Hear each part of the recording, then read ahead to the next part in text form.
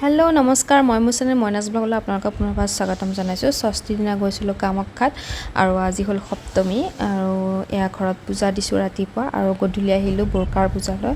মানে দুৰ্গাৰ মূৰ্তি নাই কাৰণে ঘৰত মই কামাখ্যাৰ মাৰ চৰণতে এইকেইদিন চাকি ধূপ লগাই দি আছোঁ আৰু আজি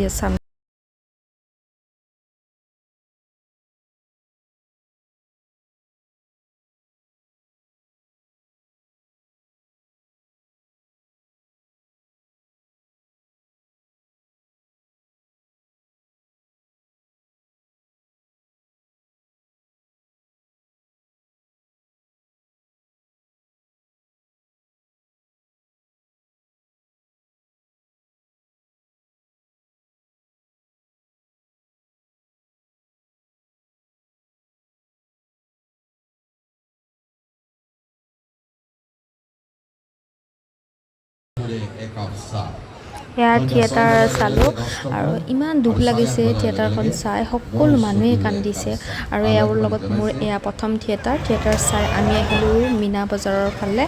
আজি ঘৰত যামগৈ, সেইকাৰণে ইয়াত চাব লগা পূজাখিনি মানে দুৰ্গাৰ পূজাখন খুব ধুনীয়াকৈ চাই ল'লোঁ আৰু অকণমান শুকান বুট মুগ আৰু সেয়া লৈ আহিছিলোঁ, ফল লৈ আহিছিলোঁ যিহেতু ইয়াত আৰু শৰাই দিয়া নহ'ব।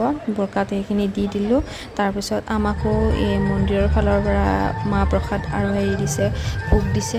তাৰপিছত আমি শৰাই দি সেৱা ল'লোঁ। ইয়াত লৈ আমি ওলালোঁ ঘৰলৈ আৰু অকণমান মাহঁতৰ কাৰণে মিঠাই ল'লোঁ আৰু প্ৰসাদ দিয়াৰ কাৰণে আমাকো ইয়াত দি পঠাইছে মন্দিৰৰ পৰা।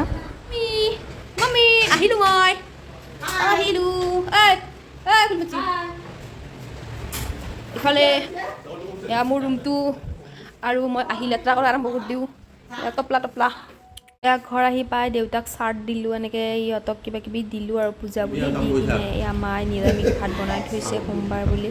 আমি ভাত খালোঁ আৰু দিনটো এনেকৈ পাৰ কৰিলোঁ। Bye bye.